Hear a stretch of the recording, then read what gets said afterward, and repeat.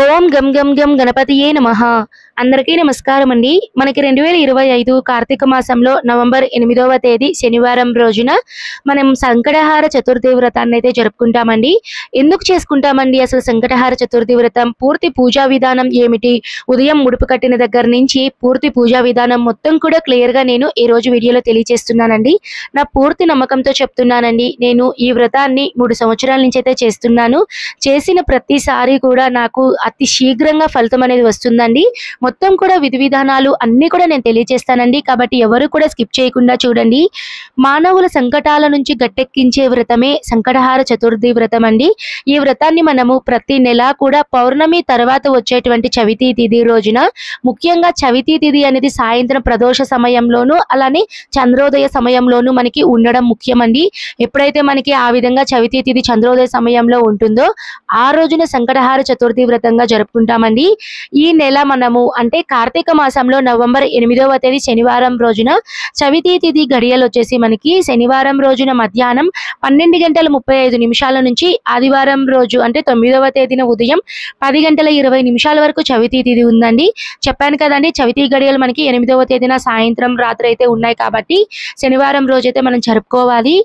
ఈ రోజు ఏంటంటే ప్రతి ఒక్కరూ పూజ చేసే వాళ్ళు కానివ్వండి, ఏదైనా సరే ఇబ్బందుల్లో ఉన్నప్పుడు, తీవ్రమైనటువంటి ఇబ్బందులతో బాధపడుతున్న వాళ్ళు, ముఖ్యంగా ఆరోగ్య సమస్యలు కానివ్వండి, లేదా ఆర్థిక సమస్యలు, లేదా ఏదైనా పెళ్లికి సంబంధించినటువంటి ఇంకా వివాహం అవ్వట్లేదు అని బాధపడుతున్న వాళ్ళు, ఇంకా తీవ్రమైనటువంటి ఇబ్బందుల్లో ఉన్నప్పుడు ఈ సంకటహార చతుర్థి వ్రతాన్ని మీరు ఏదైనా ఒక సంకల్పం తీసుకొని, అంటే నేను 3 నెలలు చేస్తానని, లేదా 5 నెలలు చేస్తానని, లేదా 7 నెలలు, 9 నెలలు, 11 నెలలు, కొంతమంది నా సంకల్పం తీరేంత వరకు నేను ఈ వ్రతాన్ని చేస్తాను అని సంకల్పం అనేది తీసుకుంటారండి. ఆ విధంగా ఒక సంకల్పం అనేది తీసుకొని మీరు ఈ వ్రతాన్ని అయితే స్టార్ట్ చేసుకోవాలి. ముందుగా అయితే సంకటహార చతుర్థి వ్రతం రోజున మీరు ముఖ్యంగా ఉపవాసం అనేది ఉండాలండి. నేను ఏ విధంగా పూజ చేసుకుంటానో ఆ విధి విధానాన్ని తెలియజేస్తానండి. ముఖ్యంగా మనము ఒక 5 నియమాలను ఖచ్చితంగా పాటించాలండి. ముందుగా మనము ఉదయం పూజ అనేది చేసుకోవాలండి. ఉదయం ముడుపు అనేది కట్టుకోవాలి. ఉదయం పూజ అయిన తర్వాత మనము సాయంత్రం పూజ అయితే చేసుకోవాలండి. ఉపవాసం అనేది ఖచ్చితంగా ఉండాలండి. ఇవన్నీ కూడా నేను ఒక్కొక్కటి బ్రీఫ్ గా నేను మీకు క్లియర్ గా తెలియజేస్తాను. మీకు ఉపవాసం అంతా అయిన తర్వాత ఈవినింగ్ పూజ అయిన తర్వాత ఆ ముడుపులోని బియ్యంతో నైవేద్యం చేసుకోవాలి. తర్వాత మళ్ళీ మనం పూజ చేసుకోవాలి. చంద్రునికి అర్ఘ్యం అనేది ఇవ్వాలండి. అన్ని కూడా నేను క్లియర్ గా చెప్తాను. ముందుగా ఏంటంటే ఉదయము గణపతికి పూజ అనేది చేసుకోవాలండి. ఈ గణపతి పూజ అనేది మీకు కనుక పూజా రూమ్ లో కనుక ప్లేస్ కనుక ఉంటే అక్కడ పూజ చేసుకోవచ్చండి. మీకు ఒకవేళ ప్లేస్ అనేది చాలా తక్కువగా ఉంది అని అనుకుంటే ఏదైనా ఒక పీఠం అనేది పెట్టుకొని ఆ పీఠం మీద మీరు వస్త్రం అనేది వేసుకొని గణపతి ఫోటో అనేది పెట్టుకొని చక్కగా గణపతి ఫోటోకి పసుపు, కుంకుమలు, అక్షింతలు, గంధంతో అలంకరణ అనేది చేసుకోవాలండి. పుష్పాలు అనేటివి పెట్టుకొని దీపారాధన కుందులు ఇవన్నీ ఏర్పాటు చేసుకోవాలండి. ఇంకా నార్మల్ గా దీపారాధన ఎలా చేస్తామో సింపుల్ గా మనం పూజ అనేది చేసుకోవాలి. ఉదయం పూజలో ఖచ్చితంగా ముడుపు అనేది కట్టాలండి. ముడుపు ఎలా కట్టుకోవాలో నేను తెలియజేస్తాను. ఏదైనా ఒక ఎర్రటి వస్త్రం కానివ్వండి, లేదా పసుపు వస్త్రం కానివ్వండి, లేదా ఆల్రెడీ మీరు ప్రతి నెల పూజ చేస్తున్న వాళ్ళు ముందు నెలలో కట్టినటువంటి వస్త్రం ఉంటుంది కదా అండి, ఆ వస్త్రాన్ని ఉతికి మీరు ఆ వస్త్రంలోనే మళ్ళీ ముడుపు అనేది కట్టుకోవచ్చండి. ఆ ముడుపులో 3 పిడికిళ్ళు కానివ్వండి, లేదా 3 దోసెళ్ళు కానివ్వండి బియ్యం అనేది వేసుకోవాలి. మీ ఇంటి కుటుంబ సభ్యులు ఎంతమంది తినగలరో అన్ని బియ్యం మాత్రమే తీసుకోండి. ఎందుకంటే ఎక్కువ బియ్యం అనేది తీసుకొని మళ్ళీ చేసిన నైవేద్యం అనేది వేస్ట్ అయితే అస్సలు చేయకూడదండి. కాబట్టి 3 పిడికిళ్ళు కానివ్వండి, సరే 3 సార్లు బియ్యం అనేది మీరు ఆ ముడుపులో వేసుకోవాలి. తర్వాత తమలపాకులు, అలానే వక్కలు, ఎండు ఖర్జూరము, పుష్పము, అలానే దక్షిణగా ఎంతో కొంత 116 కానివ్వండి, 11 రూపాయలు కానివ్వండి, మీ శక్తి కొలది దక్షిణ అనేది ఆ ముడుపు మీద పెట్టుకొని నమస్కారం అనేది చేసుకొని ఆ సంకటహార గణపతికి మీ యొక్క కష్టాన్ని అయితే చెప్పుకోవాలండి. ఒకటి గుర్తు పెట్టుకోండి, ముడుపు కట్టేటప్పుడు కూడా మీరు ఎవరితో మాట్లాడకుండా మౌనం వహిస్తూ ఒక పశ్చాత్తాప ధోరణిలో మీరు ఆ ముడుపును కట్టుకుంటూ వినాయకునికి మీ కష్టాన్ని చెప్పుకోండి. ఖచ్చితంగా మీకు ఆ కోరిక అనేది, మీ యొక్క కష్టం అనేది పూర్తిగా తొలగిపోయి అతి శీఘ్రంగా మంచి ఫలితం అనేది వస్తుందండి. తర్వాత ఇలా సంకల్పం తీసుకొని ముడుపునైతే 3 ముళ్ళు అయితే వేసుకొని ఆ ముడుపుకి పసుపు, కుంకుమ అనేది పెట్టుకొని వినాయకుని ఫోటో దగ్గర అయితే పెట్టుకొని నార్మల్ గా మీరు ధూపం, దీపం, పంచోపచార పూజ అనేది చేసుకోవాలండి. మీరు ఇంతటితో ఉదయం పూజ అనేది కంప్లీట్ అవుతుందండి. కానీ ఇక్కడ ఏంటంటే చాలా మందికి ఒక డౌట్ ఉంటుందండి. ఉదయం నుంచి ఉపవాసం ఉంటున్నాం కదా, ఉదయం పూజ చేసిన తర్వాత మేము ఏదైనా తినచ్చా అంటే ఉపవాసం అనేది ఖచ్చితంగా ఉండాలి అని చెప్తారండి. ఎందుకు ఈ ఉపవాసం నియమం అనేది పెట్టారు అంటే మనం ఫుల్ కాన్సంట్రేషన్‌తో ఆ భగవంతుని మీద మనము నిమగ్నమై పూజ చేయాలి అని ఒక కాన్సెప్ట్‌తోనే ఈ ఉపవాసం అనేది నియమం పెట్టారు. మీకు ఒకవేళ హెల్త్ ఇష్యూస్ కానివ్వండి, ఏదైనా బీపీ, షుగరు, ఏదన్నా హెల్త్ ఎక్కువగా టైర్డ్ అవ్వడం, ఇలా ఏదన్నా ప్రాబ్లమ్స్ ఉన్నవాళ్ళు ఏదన్నా టిఫిన్ ఐటెమ్స్ అయితే తీసుకోవచ్చండి. ఉపవాసం ఉన్నప్పుడు కూడా పాలు తాగొచ్చు. అలానే పండ్లు తినొచ్చండి. అరటి పండ్లు కానివ్వండి, యాపిల్ కానివ్వండి, ఏదన్నా సరే పండ్లనేటివి మీరు తీసుకుంటూ కూడా ఉపవాసం అనేది ఉండొచ్చండి. ఇప్పుడు ఉదయం పూజ అనేది కంప్లీట్ అయిందండి. ఉపవాసం గురించి అయితే నేను చెప్పాను. తర్వాత సాయంత్రం పూజ అయితే మనం చేసుకోవాలండి. సాయంత్రం ప్రదోష సమయంలో, ప్రదోష సమయం అంటే మనకి సూర్యాస్తమయానికి ఒక అరగంట ముందండి. ఈ సమయాన్ని మనం ప్రదోష సమయం అంటారు. ఈ సమయంలో మీరు గణపతి దగ్గర ఉన్నటువంటి పుష్పాలన్నిటిని తీసేసి మళ్ళీ పుష్పాలన్నిటి పెట్టుకొని దీపారాధన అనేది చేసుకోవాలండి.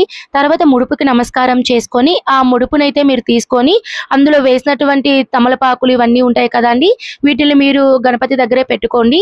ఇక్కడ నేను ఒక పాయింట్ మీకు స్టార్టింగ్ చెప్పడం మిస్ అయిందండి.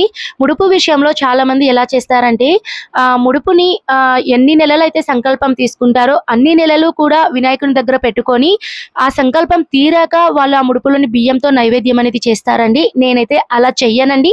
అలా చేయడానికి కూడా నేనైతే సజెస్ట్ చెయ్యనండి. ఎందుకంటే మనము ఈ ముడుపు కట్టేటప్పుడు అందులో తమలపాకులు అనేటివి ఖచ్చితంగా పెడతామండి. ఆ తమలపాకుల్లో ఉండేటువంటి తేమ ఇంకా ఆకు కాబట్టి ఆటోమేటిక్గా అది కొన్ని రోజులకి అది ఎండిపోయి దాంట్లో ఫంగస్ అనేది ఏర్పడి ఆ బియ్యం అంతా కూడా బూజైపోతాయండి, అది చెడిపోతాయి. మనం సంకల్పం తీరిన తర్వాత ఆ ముడుపును ఓపెన్ చేసిన తర్వాత అందులో బియ్యం అంతా బూజొచ్చి పాడైపోతే అది మనం ఒక నెగిటివ్ గా సిగ్నిఫికెంట్ గా మనం ఫీల్ అవుతాం కదా అండి. అందుకని నేనైతే అలా చెయ్యనండి. ఏ నెలకు ఆ నెల ముడుపు కడుతూనే ఉంటాను. ఉదయం ముడుపు కడతాను, సాయంత్రంలోని ముడుపులోని బియ్యాన్ని అయితే తీసి నేనైతే పూజ చేసుకుంటానండి. ఈ విధి విధానాన్ని నేనైతే పాటిస్తాను. నాకు తెలిసి మన సబ్స్క్రైబర్స్ కూడా చాలా మంది పూజ చేసుకున్న వాళ్ళు కూడా ఇదే విధానాన్ని పాటిస్తారండి. నాకు తెలిసిన వాళ్ళు మా ఫ్యామిలీస్ లో కూడా ప్రతి ఒక్కరు నాకు ఈ పూజ చెయ్యక ముందు నుంచి కూడా మా అమ్మగారు అయితే చేస్తారండి. అమ్మ కూడా ఇలానే చేస్తుంది. కాబట్టి నేను ఆ విధి విధానాన్ని మాత్రమే తెలియచేస్తున్నాను.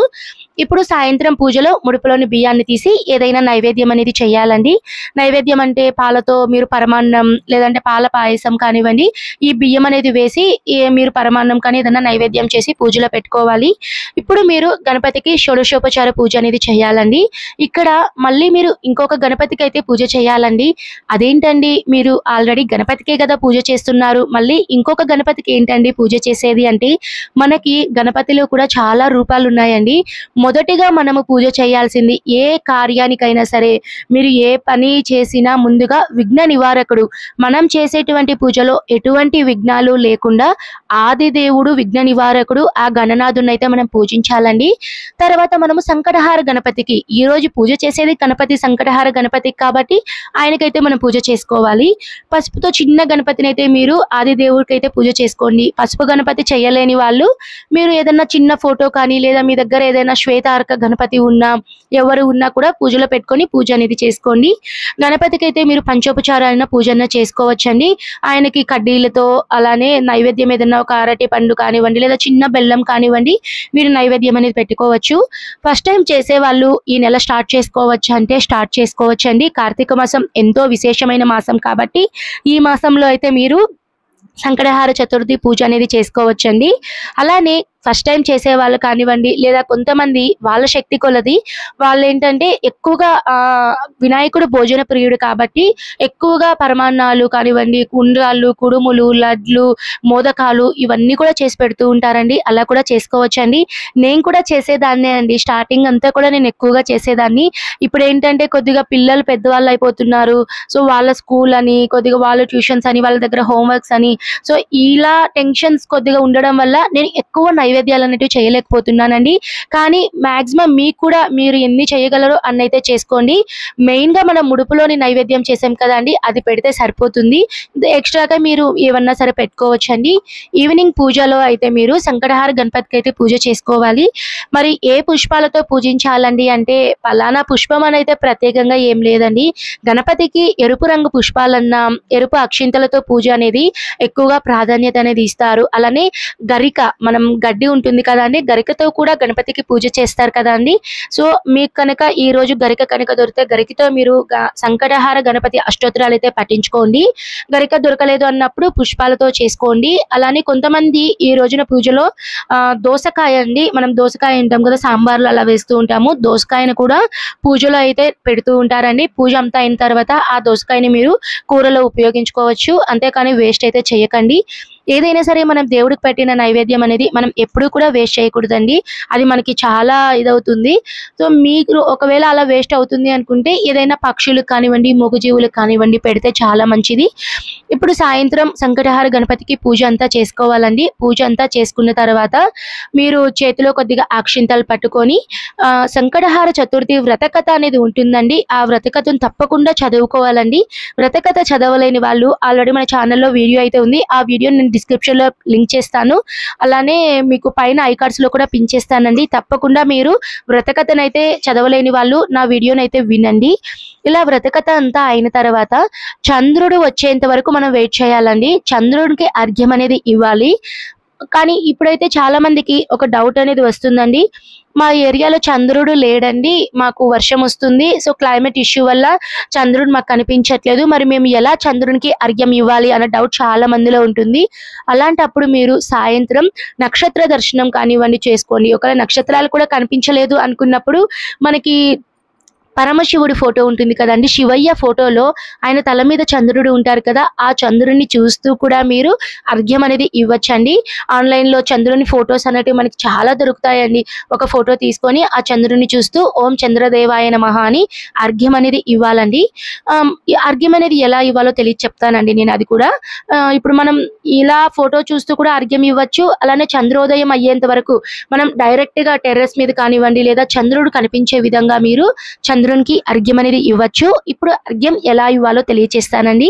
ఏదైనా ఒక ఇత్తడి కానీ, రాగి కానీ, లేదా వెండి కానీ, లేదా నార్మల్ చెంబు కానివ్వండి, ఒక చెంబులో నీళ్ళని తీసుకొని అందులో మీరు కొద్దిగా అక్షింతలు, కొద్దిగా పుష్పాలు అనేటివి వేసుకొని చంద్రుడిని చూస్తూ మీరు పైనుంచి నీళ్ళని కిందకి వదలాలండి. అంటే అర్ఘ్యం అనేది ఏంటంటే పైనుంచి మీరు నీళ్ళని కిందకి వదులుతూ ఏదైనా ఒక ప్లేట్లో వదలచ్చండి, లేదంటే కింద ఏదైనా ఒక చెట్టును పెట్టుకొని ఆ చెట్టులో కూడా మీరు నీళ్ళనైతే వదలచ్చండి. పైనుంచి మీరు చంద్రుని చూస్తూ ఓం చంద్రదేవాయ నమః ప్రథమ అర్ఘ్యం సమర్పయామి అని, ద్వితీయ అర్ఘ్యం సమర్పయామి అని, తృతీయ అర్ఘ్యం సమర్పయామి అని చంద్రునికి మీరు 3 సార్లు అర్ఘ్యం అయితే ఇవ్వాలండి. అలానే చంద్రుని భార్య రోహిణీదేవి కూడా మీరు అర్ఘ్యం అనేది ఇవ్వాలండి. ఇలా అర్ఘ్యం అంతా ఇచ్చిన తర్వాత ఆ నీళ్ళని మీరు ఏదైనా ఒక చెట్లో అయితే మీరు పోసేయాలి.